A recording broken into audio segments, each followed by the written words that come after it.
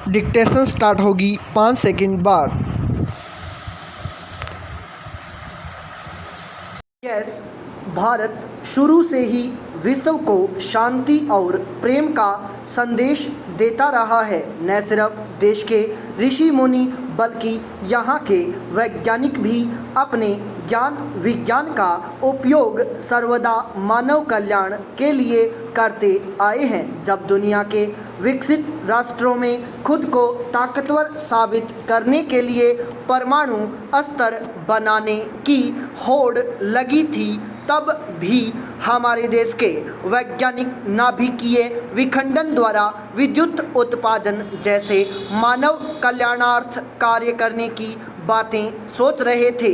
द्वितीय विश्व युद्ध के दौरान जापान के हिरोशिमा व नागासाकी पर अमेरिका द्वारा परमाणु बम गिराए जाने के एक वर्ष से पूर्व ही भारत में परमाणु ऊर्जा के जनक कहे जाने वाले महान वैज्ञानिक डॉक्टर होमी जहांगीर भाभा ने कहा था, मान लीजिए कि अभी से 1-2 दशकों में परमाणु ऊर्जा का विद्युत उत्पादन में सफलतापूर्वक इस्तेमाल होने लगे, तब भारत को परमाणु विशेषज्ञों के लिए विदेशों में देखने की आवश्यकता नहीं होगी, बल्कि वे यहीं तैयार मिल जाएंगे। परमाणु ऊर्जा नाभिकीय विखंडन के द्वारा उत्पन्न की जाती है, इसलिए इसे नाभिकीय ऊर्जा भी कहते हैं। नाभिकीय विखंडन वह रासायनिक अभिक्रिया है जिसमें एक भारी नाभिक 2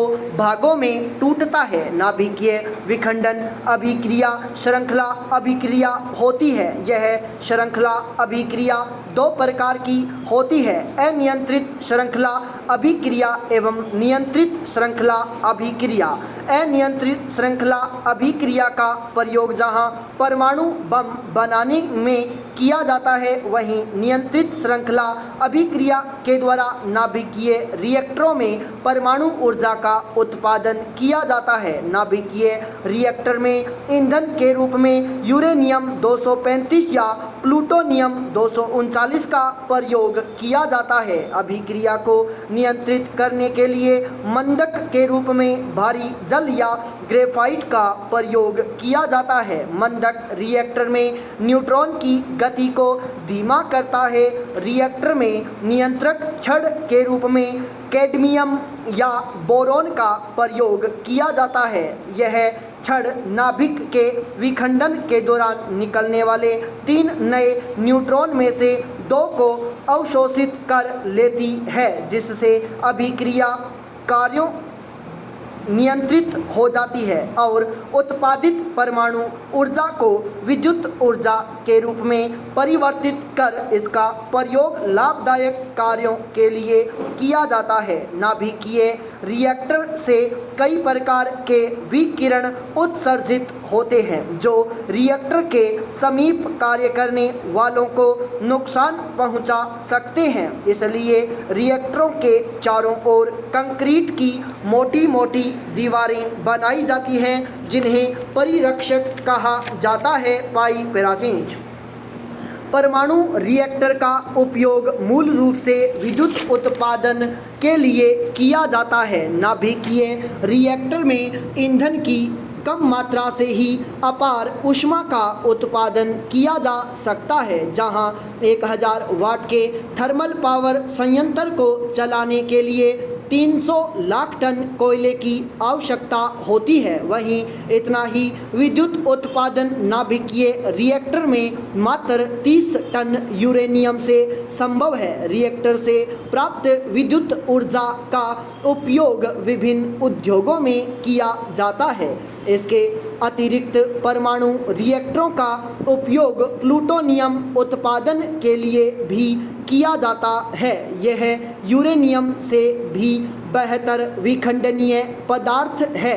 नाभिकीय रिएक्टर में श्रृंखला अभिक्रिया के अंतर्गत यूरेनियम 238 पर तीव्रगामी न्यूट्रॉनों की बौछार करके उसे प्लूटोनियम 239 में बदला जाता है। परमाणु रिएक्टरों में अनेक तत्वों के कृत्रिम आइसोटोप समस्थानिक भी बनाए जाते हैं। इन समस्थानिकों का उपयोग चिकित्सा, कृषि, जीव विज्ञान तथा अन्य वैज्ञानिक शोधों में किया जाता है। सबसे पहले नाभिकीय विखंडन अभिक्रिया को अमेरिका वैज्ञानिक स्ट्रोसमैन एवं ओटो होन ने प्रदर्शित किया। इन्होंने यूरेनियम परमाणु पर न्यूट्रॉनों की बमबारी करके उसके नाभिक को दो खंडों में विभाजित कर श्रृंखलाबद्ध अभिक्रिया द्वारा बड़ी मात्रा में ऊर्जा उत्सर्जित की थी। आज विश्व के सभी विकसित एवं विकासशील देश बिजली उत्पादन हेतु परमाणु रिएक्टरों के निर्माण में दिलचस्पी ले रहे हैं। वर्ष 2011 में जापान के फुकुशिमा में हुए परमाणु हादसे के बावजूद दुनिया भर में परमाणु ऊर्जा को ऊर्जा आपूर्ति का महत्वपूर्ण विकल्प माना जा रहा है। अमेरिका के राष्ट्रपति श्री बराक ओबामा ने 30 वर्ष बाद वर्ष 2012 में पहली बार नया रिएक्टर बनाने की अनुमति दी है। चीन को हर वर्ष 60,000 मेगावाट विद्युत हेतु नए रिएक्टरों का निर्माण करना पड़ता है। विद्युत हेतु अब तक कोयले पर निर्भर रहने वाला देश पोलैंड भी परमाणु ऊर्जा की ओर आकर्षित होने लगा है। यूरोपीय देशों में फ्रांस में सर्वाधिक परमाणु रिएक्टर हैं। परमाणु राजनीतिज्ञ रेबेका हार्म्स के अनुसार एक परमाणु रिएक्टर के निर्माण में लगभग रुपए 450 अरब की लागत आती है। बर्लिन के पर्यावरण वैज्ञानिक लुत्स मेत्स का कहना है, अब तक पुराने रिएक्टरों को नष्ट करने की तकनीक विकसित नहीं हो पाई है और न तो परमाणु कचरे को सुरक्षित रखने का तरीका ही ढूंढा जा सका है।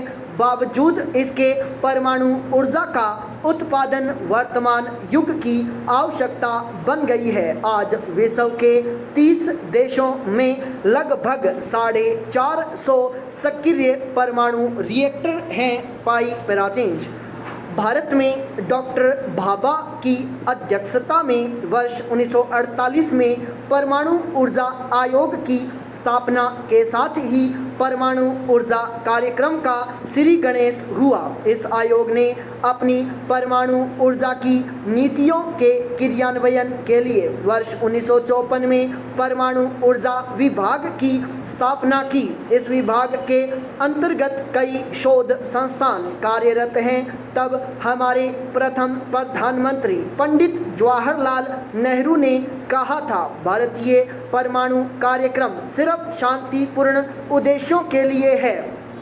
आज हमारा देश इसी आदर्श पर चलते हुए नाभिकीय विखंडन द्वारा परमाणु ऊर्जा का उत्पादन कर रहा है।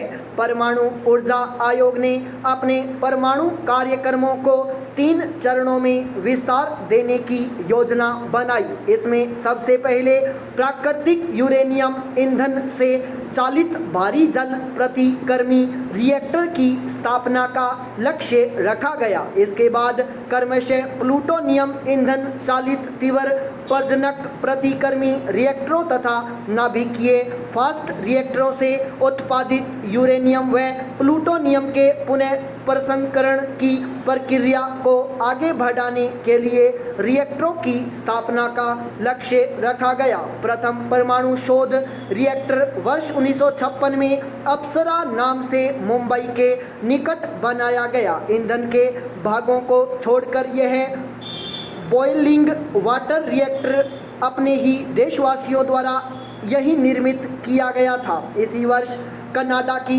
मदद से महाराष्ट्र में ही साइरस नाम से दूसरा रिएक्टर स्थापित किए जाने की घोषणा की गई। वर्तमान समय में महाराष्ट्र में 4 और देश में कुल 21 परमाणु रिएक्टर प्रचालनरत हैं, जिनकी कुल स्थापित क्षमता लगभग 6000 मेगावाट है।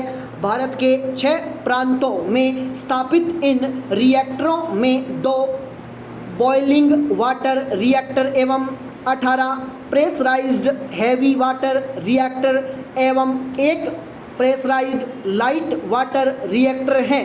इसके साथ ही कई अन्य रिएक्टर निर्माणाधीन भी हैं। 3 अगस्त 2014 को भारत सरकार के परमाणु ऊर्जा विभाग के 60 वर्ष पूर्ण होने के अवसर पर मनाए जा रहे डायमंड जुबली समारोह में प्रधानमंत्री श्री नरेंद्र मोदी ने कहा, हमें आशा है कि हम वर्ष 2023-24 तक वर्तमान क्षमता स्तर 5780 मेगावाट को 3 गुना करने का लक्ष्य प्राप्त कर लेंगे। स्टॉप।